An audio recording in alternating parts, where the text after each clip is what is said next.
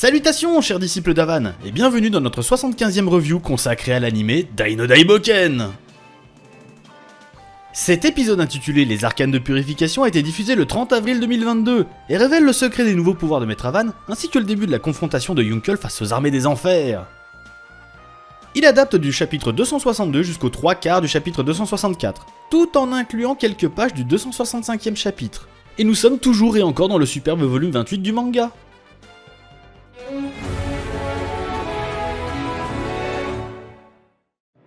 Bonjour, ici le staff. La direction de l'animation de l'épisode 75 a été confiée à Nanae Yonemoto, dont c'est la première participation.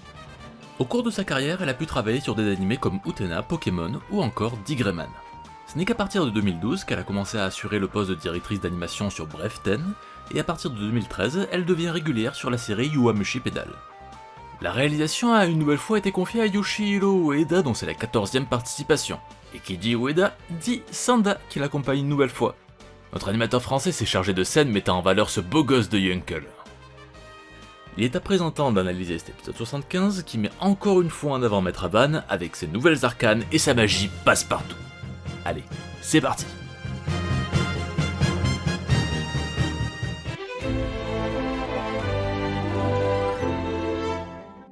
Avant de démarrer l'épisode, il y a eu quelques légers changements dans l'opening.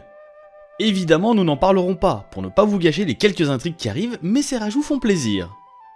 L'épisode débute tandis que Yunkel critique le niveau de Maître Avan. D'après lui, le mentor serait devenu bien trop faible, et qu'il risque de mourir au combat. Dans le manga, une case horizontale nous montrait la réaction médusée de l'équipe face à l'arrogance du guerrier immortel. Le BG demande à Pop s'il pense vraiment qu'Avan soit encore à la hauteur de Vern ou de Miss Vern. Une légère modification a été réalisée ici. À la base, Pop ne répondait pas, tandis que dans cette adaptation, il lui répond « Bien sûr que oui !» De plus, quand Yunkel demandait à Avan s'il pensait qu'il pourrait vaincre Adlar sous sa forme d'archifilon, le maître répondait négativement, ce qui a aussi été retiré. La mise en scène est globalement moins puissante que dans l'œuvre originale, dans laquelle des arrière-plans saisissants étaient appliqués derrière Dai et Pop quand ils devaient se rendre à l'évidence. La trame reste respectée, mais l'impact sur les personnages semble moins important. L'archimage tente de raisonner l'ancien légat, mais Yunkel campe sur sa position. Le maître est dorénavant moins puissant que lui ou Pop.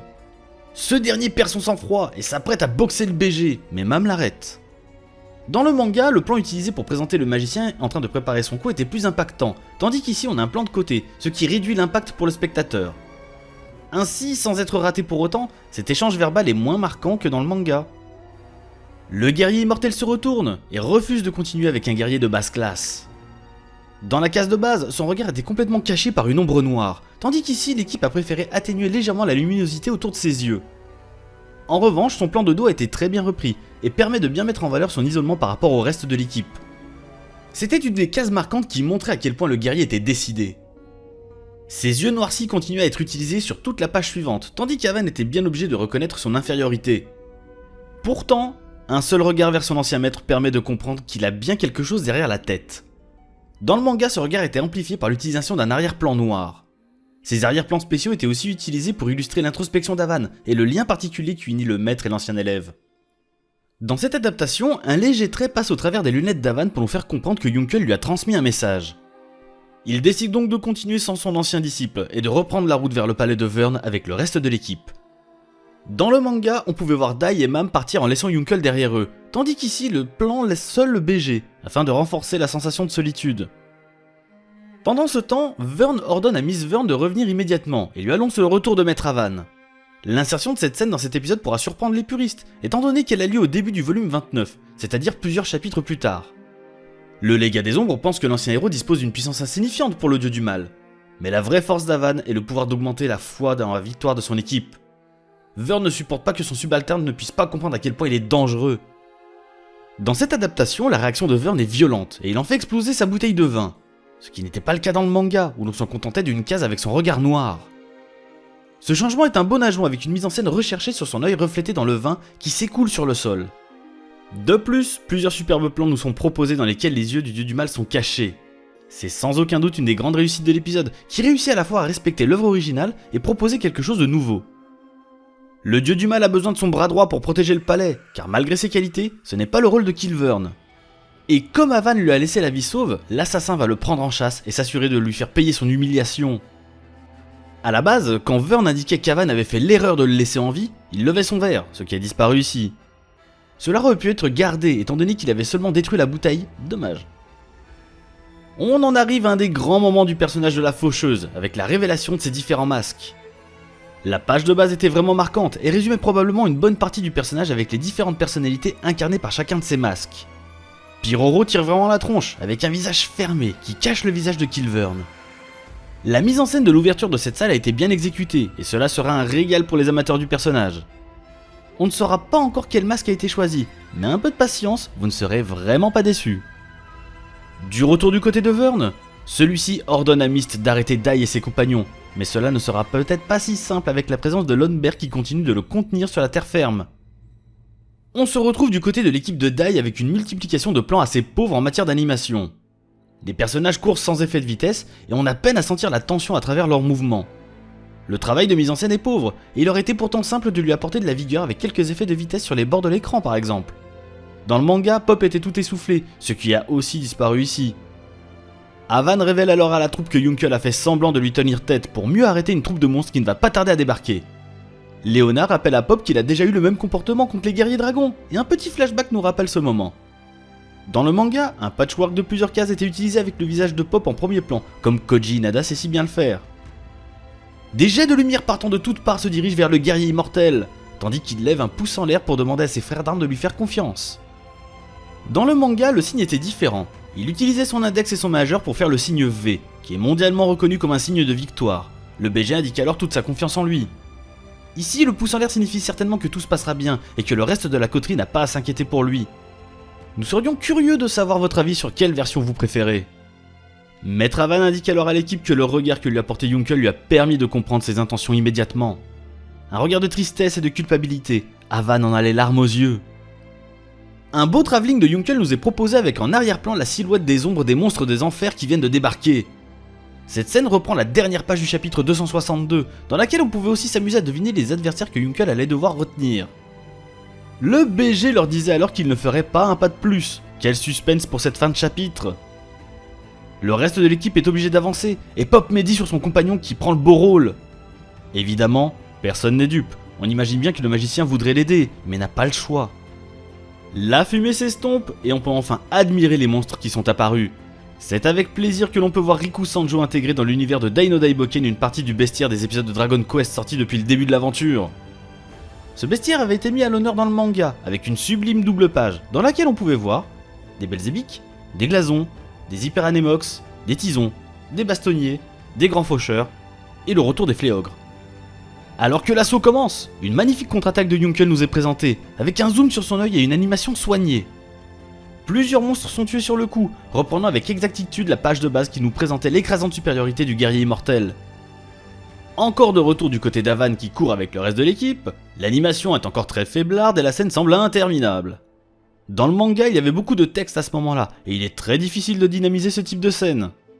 Quelques effets de vitesse auraient toutefois permis de booster le dialogue. Bref, on les retrouve face à une immense porte semblable à celle qu'on avait trouvée sous la mer, et Avan est bien motivé pour leur faire une démonstration de ses nouveaux pouvoirs. Dans le manga, un plan de dos et de profil du maître nous en mettait plein la vue, et on avait hâte d'en voir plus. Le maître révèle alors le secret de ses capacités, l'exploration de la grotte de purification. Souvenez-vous, c'était celle que nos waifus préférés avaient explorée pour récupérer le sort Minacator. C'est l'un des moments forts du manga, dans lequel on peut voir Maître Avan les cheveux délissés et observant ses disciples partir à l'aventure sans savoir qu'il avait survécu. Les quelques pages du manga présentant ces explications étaient incroyables, avec une case sur Dai et Pop qui prenaient la mer avec insouciance, tandis que l'on passait au regard ultra déterminé du maître. Les planches suivantes étaient encore un véritable bonbon pour les fans d'Avan, avec une ambiance très particulière et intimiste. La case dans laquelle il crée de la lumière avec son sort seul au milieu des ténèbres a dû en faire rêver plus d'un. Les plus rigoureux d'entre vous se seront aperçus que la tenue d'Avan a légèrement été changée. Nous ne possédons aucune version couleur des palettes utilisées, mais les planches nous présentaient des teintes foncées pour le haut, tandis qu'ici notre héros est tout vêtu de blanc. L'adaptation de ce passage reste excellente, avec quelques passages inédits dont plusieurs combats contre des monstres connus pour leur force.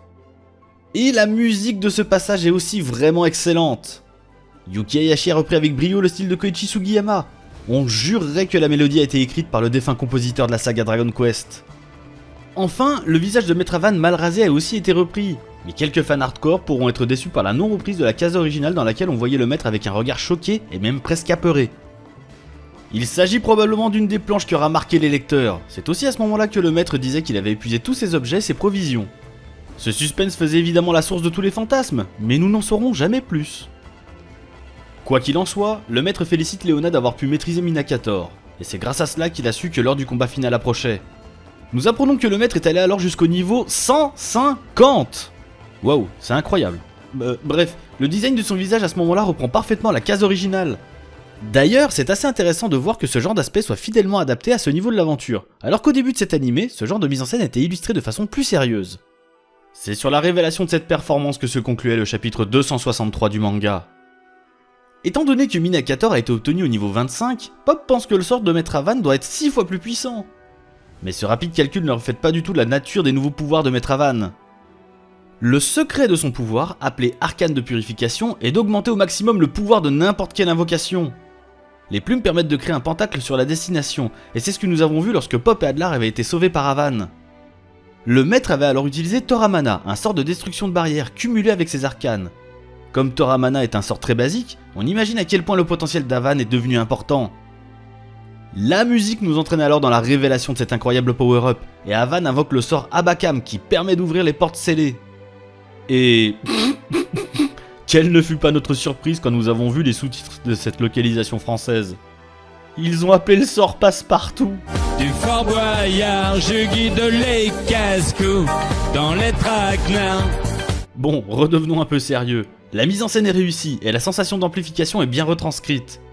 Le manga disposait de plusieurs cases magnifiques durant ce passage, avec des effets de lumière sur Avan s'apprêtant à lancer son sort, puis l'invocation elle-même. Le visage du maître, l'activation des plumes et les effets de lumière étaient superbes, 2 pages qui constituent un véritable bonheur pour les fans du personnage.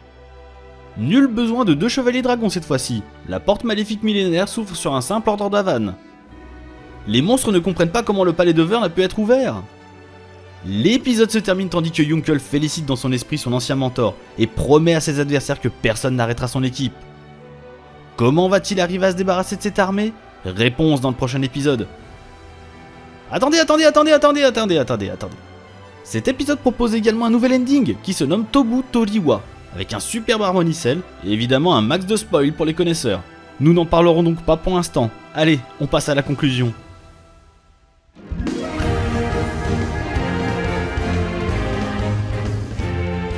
Cet épisode de transition principalement narratif nous a apporté quelques bonnes surprises, avec un bon travail de mise en scène sur plusieurs passages intéressants.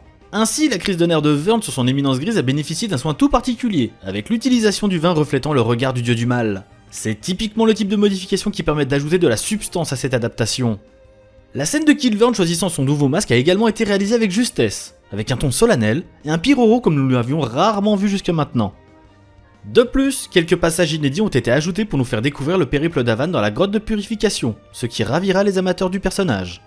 Le bestiaire de Dragon Quest 4 et 5 a aussi bien été mis en valeur, et cela sera un plaisir pour les fans de la série de reconnaître leurs monstres favoris. Évidemment, tout n'est pas au même niveau, et on pourra regretter les passages interminables de l'équipe qui court au ralenti avec une animation faisant peine à voir.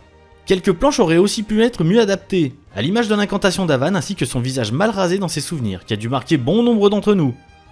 L'épisode reste néanmoins très correct, et nous sommes pressés de découvrir avec vous la suite des aventures de notre petit héros Passe-Muraille. Et vous, qu'avez-vous pensé de cet épisode 75 ? Cette 75e review désormais terminée, nous espérons que vous l'avez apprécié. Si vous aimez nos vidéos et que vous voulez nous aider dans notre grande aventure, vous savez ce qu'il vous reste à faire pour nous donner le courage de continuer. Vous pouvez également nous suivre sur nos réseaux sociaux respectifs, ainsi que de nous rejoindre sur notre Discord, dont les liens sont en description. Allez, prenez soin de vous chers disciples d'Avan, et à la semaine prochaine.